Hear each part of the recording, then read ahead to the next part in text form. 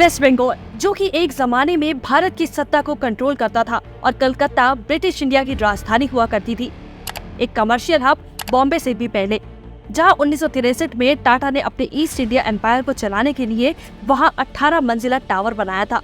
यही नहीं, बिरला का एम्पायर भी पाया जाता था कोलकाता के चौरंगी में। देखा जाए तो 1961 में वेस्ट बंगाल इंडिया का सबसे अमीर शहर था और यहाँ की पर कैपिटा इनकम यानी प्रति व्यक्ति आय सबसे ज्यादा थी, यहाँ तक कि महाराष्ट्र से भी ज्यादा।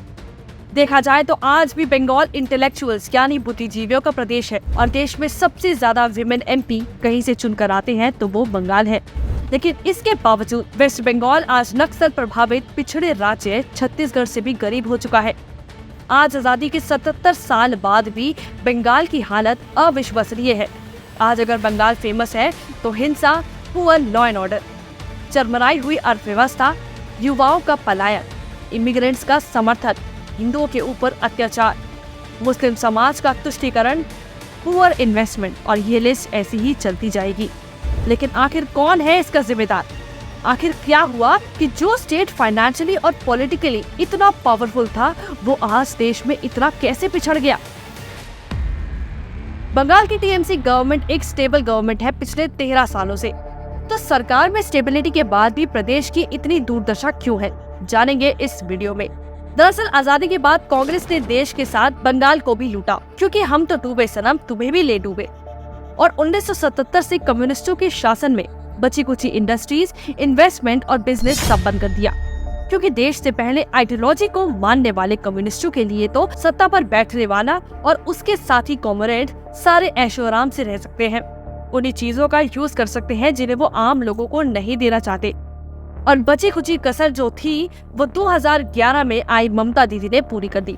दीदी ने तो रिकॉर्ड ही बना दिया कौन सबसे ज्यादा बंगाल को नीचे लेके जाएगा। और ये सब हम नहीं बल्कि फैक्ट्स बोल रहे हैं। फिर चाहे स्टेट्स का बजट अंडर यूटिलाइज या अपीजमेंट के लिए यूज करना हो, इन्वेस्टमेंट लाने की बात हो, या फिर बजट का यूज करना अपने वोट बैंक के फायदे के लिए, तो एक एक करके करते हैं ममता दीदी की टीएमसी के कुशासन का एनालिसिस। Budgetary allocation. तो अगर बात करें बंगाल का बजट कहाँ यूटिलाइज होता है, जब स्टेट की ऐसी खस्ता हालत है तो जाहिर सी बात है बजट का उपयोग एमएसएमई, आईटी या एम्प्लॉयमेंट जनरेशन के लिए यूज होना चाहिए। लेकिन हुआ इसका उल्टा ही। जब से दीदी ने बंगाल का शासन संभाला है तब से लेके आज तक मदरसों पे खर्चा 11.7 टाइम्स बढ़ गया है। जो बजट पहले यानी 2010 से 11 में 471 करोड़ था वो आज यानी 2024 से 25 में 5,530 करोड़ हो गया है। वही माइक्रो, स्मॉल और मीडियम इंटरप्राइजेज और टेक्सटाइल का budget 1,472 crore, electronics and IT budget 879 crore और नॉर्थ बंगाल डेवलपमेंट का बजट 821 करोड़। यानी इन सब डिपार्टमेंट से ज्यादा बजट सिर्फ इनफॉर्मल एजुकेशन देने वाले मदरसों का है। दरअसल 2014 में 58 मदरसों में टेररिस्ट नेटवर्क के मॉड्यूल पाए गए थे जिनका कनेक्शन बांग्लादेश के रेडिकल ग्रुप के साथ थे। और 2019 में होम मिनिस्ट्री ने खुद वेस्ट बंगाल की गवर्नमेंट को मदरसों में चल रहे टेरर एक्टिविटीज के बारे में चेतावनी दी थी। 2020 में सूरत में पकड़े गए इलीगल बांग्लादेशी घुसपैठिए ने बताया कि वेस्ट बंगाल की मदरसे ने फर्जी डॉक्यूमेंट्स बनाने में उसकी मदद करी थी। लेकिन क्या इन सब एविडेंस के बाद भी इतना पैसा दिया जाना सही है, वो भी एमएसएमई और आईटी से भी ज्यादा? इसको देखते हुए इंडिपेंडेंट खरेजी मदरसे जो वेस्ट बंगाल गवर्नमेंट से एफिलिएटेड नहीं थे, तो ममता सरकार अब 700 ऐसे अनएडेड मदरसों को भी ग्रांट और सपोर्ट प्रोवाइड करवाएगी। ऐसा नहीं है कि आप मदरसों को सपोर्ट ना करो, बट इंडस्ट्रीज, इन्वेस्टमेंट को छोड़ के सिर्फ वोट बैंक पॉलिटिक्स के लिए मदरसों को सपोर्ट करना और वहाँ हो रहे इलीगल एक्टिविटीज को इग्नोर करना गलत है। अगर हम उत्तर प्रदेश से कंपैरिजन करें, मदरसों को सपोर्ट वहाँ भी किया जाता है, लेकिन वहाँ नेशनल सिक्योरिटी से खिलवाड़ नहीं होता, बल्कि उन्हें मेन स्ट्रीम एजुकेशन सिस्टम से जोड़ा जाता है।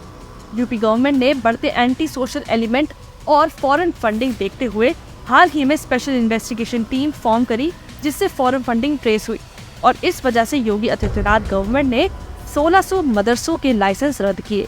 वहाँ के स्टूडेंट्स को ट्रांसफर किया गवर्नमेंट स्कूल्स, ताकि एक यूनिफॉर्म करिकुलम और एजुकेशन स्टैंडर्ड सुनिश्चित किया जा सके।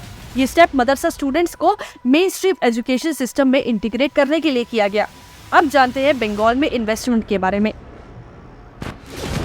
इन्वेस्टमेंट्स। तो अगर किसी भी स्टेट को डेवलप बनाना है और वहाँ के लोगों को गरीबी से बाहर निकालना है तो उसे इन्वेस्टमेंट की जरूरत पड़ती है, ताकि MNC यानी मल्टीनेशनल कंपनीज आके बाहर इंडस्ट्रियल प्लांट्स लगा सके, जिससे लोगों को रोजगार मिलेगा। और ये एक वर्चुअस साइकिल बनाती है एम्प्लॉयमेंट और डेवलपमेंट के लिए। दरअसल बिना कैपिटल के सरकार अपने आप सब कुछ नहीं कर सकती, बल्कि सरकार का ये रोल होता है कि ज्यादा से ज्यादा इन्वेस्टमेंट अट्रैक्ट करे और एंटरप्रेन्योरशिप को बढ़ावा दे। तो हमने दीदी के राज में कितना इन्वेस्टमेंट हुआ इसका विश्लेषण किया। वैसे दीदी ने मोदी जी के वाइब्रेंट गुजरात इन्वेस्टमेंट समिट को इंस्पिरेशन लेके बंगाल में भी कुछ ऐसा करने का ट्राई किया। Bengal global business summit launch हुआ 2015 में और अब तक टोटल 7 बार ये इवेंट हो चुका है, जिसमें इन्वेस्टमेंट का ये दावा किया गया। दीदी ने खुद माना कि 2015 से लेकर अब तक जितना दावा किया गया था उससे सिर्फ 50% ही एक्चुअल इन्वेस्टमेंट मिला, और इसलिए उनसे सवाल पूछने वाले तत्कालीन गवर्नमेंट धनकर को उन्होंने 100% लात मार दी स्टेट के बाहर। दीदी स्पेन और UAE भी इन्वेस्टमेंट लाने गई, लेकिन वहाँ से भी इन्वेस्टमेंट नहीं आया। ये तो कुछ भी नहीं,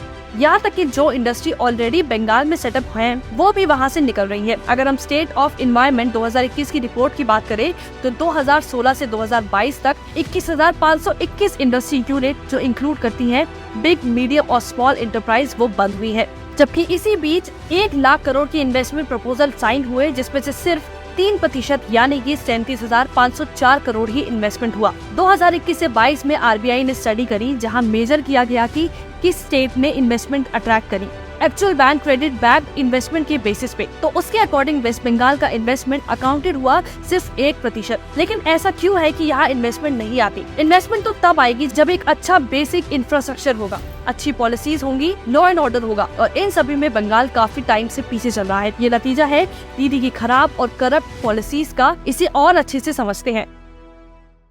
एक्सटॉर्शन, तोलाबाजी, लैंड माफिया। तो अब ऐसे खस्ता सिस्टम में कौन सा ही इन्वेस्टर अपना पैसा डालेगा? और कोई गलती से पैसा लगा भी दे तो TMC के पॉलिटिकल वर्कर्स इन्वेस्टर्स और बिजनेस को धमका के पैसा मांगते हैं, एक्सटॉर्शन यानी कि हफ्ते के रूप में। इसकी झलक तो हमने सिंगूर में टाटा के नैनो कार प्लांट हटाने के लिए दीदी का एजिटेशन में देखी थी, और अपने आप को इन्वायरमेंटलिस्ट कहने वालों का नेक्सस भी सामने आया था। और इससे हम अगर कंपेयर करें गुजरात से, तो MNC और बिजनेस इन्वेस्ट कर रहे गुजरात में, जबकि गुजरात जियोग्राफिकली ज्यादा रिस्की स्टेट है क्योंकि उससे बॉर्डर लगता है पाकिस्तान के साथ, और इसका 52% लैंड एरिया डेजर्ट है, जबकि वेस्ट नाइल लैंड के साथ ईस्ट एशिया का गेटवे है। लैंड माफिया, TMC राज में लैंड माफिया काफी तेजी से ग्रो हुआ है, क्योंकि जब स्टेट ही लैंड डील से भाग गया तो लैंड माफिया ही उसकी जगह फिलअप करेगा, और इस वजह से इन्वेस्टर को काफी पैसा देना पड़ता है माफिया को, जिससे उनका बिजनेस हैम्पर होता है और वो फिर थक हार कर उस स्टेट को एग्जिट कर देते हैं। लैंड एक्विजिशन पॉलिसी, जब से दीदी सत्ता में आई है ये एक मेजर प्रॉब्लम रहा है, जिससे आसान भाषा में समझा जाए तो इंडस्ट्री अगर लैंड परचेज करना चाहती है तो गवर्नमेंट उसका पार्ट नहीं होगी, और प्राइवेट एंटिटी को खुद लैंड ओनर से बातचीत और नेगोशिएशन करनी पड़ेगी, और अल्टीमेटली ये प्रोसेस काफी टाइम टेकिंग होता है, और नेगोशिएशन काफी सारे लैंड ओनर से करनी होती है जो कोई भी इन्वेस्टर नहीं करेगा, जिससे वो इन्वेस्ट ना करने का डिसीजन लेते हैं। अंडर यूटिलाइजेशन ऑफ मनी, और बात सिर्फ इतनी नहीं, दीदी के मिसमैनेजमेंट की एक अलग ही लीग है, जहाँ पैसा लगाना चाहिए वहाँ पैसा लगाना नहीं, और जो पैसा आपके पास है आपसे वो भी खर्च नहीं हो रहा। बंगाल सरकार अंडर स्पेंड करती है अपनी कैपिटल आउटले, स्पेशली एग्रीकल्चर और रूरल डेवलपमेंट में। 2015 से 2020 तक बंगाल गवर्नमेंट ने अपना capital outlay budget 22% under spend किया था, जो कि बाकी स्टेट से भी ज्यादा है, और सिर्फ 17% रहा। तो जियोग्राफिकली बेस्ट जगह 13 साल की स्टेबल गवर्नमेंट और बजटरी सपोर्ट के बाद भी बंगाल आज भी तरक्की नहीं कर पाया। क्या इसके पीछे एक इनकॉम्पिटेंट गवर्नमेंट है? सबसे ज्यादा विमेन MP बंगाल से है, लेकिन ऐसा फेमिनिज्म का क्या फायदा जो देश की काम ही ना आए। एक टाइम भारत का शाइनिंग स्टार कहलाने वाला स्टेट आज फाइनेंशियली मिसमैनेज, डेमोग्राफिकली ऑल्टर्ड और कल्चरली मेस में है। जितनी तेजी से बेनुनमक एस्ट्रॉइड पृथ्वी पास आ रहा है, उतनी ही तेजी से ममता सरकार बंगाल को गड्ढे में ले जा रही है। तो आपको क्या लगता है, बंगाल के डूबते सूरज को कौन बचा सकता है और इस प्रॉब्लम को कैसे सॉल्व किया जा सकता है? हमें कमेंट्स में बताएं और निष्कर्ष TV को सब्सक्राइब करना ना भूलें।